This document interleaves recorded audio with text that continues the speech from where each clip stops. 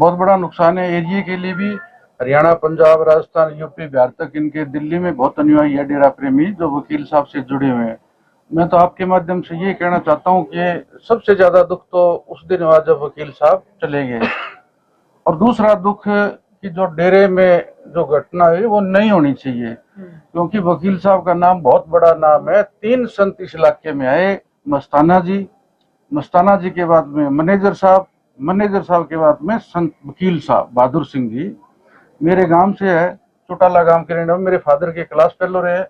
तो मैं तो उस महान आत्मा के लिए यही कहूंगा कि उनकी आत्मा को शांति दे, जो उनके प्रवचन और उनके विचार जो डेरे में परंपरा है उस परंपरा को कायम रखा जाए। कोई ऐसी घटना ना हो आने वाले दिनों में, जब तक सारा क्रियाक्रम हो जाए उसके बाद में जो डेरे से जुड़े लोग हैं, जो डेरा प्रेमी है, वो मिल बैठ के जो भी फैसला करे वो सबको मान्य होना चाहिए।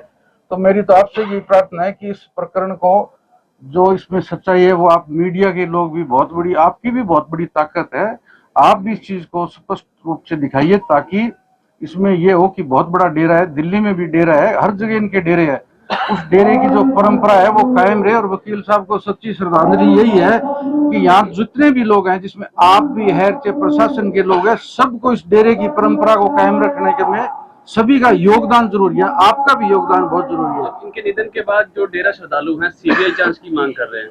देखो, ये उनका खुद का मैटर है, वो क्या चाहते हैं नहीं चाहते हैं वो तो मिल बैठ के वही बता सकते हैं। मैं तो आप इस डेरे का भगत था, मैं वकील साहब से मिलता था बहुत बारी, मैं तो मैनेजर साहब से भी मिला हूँ।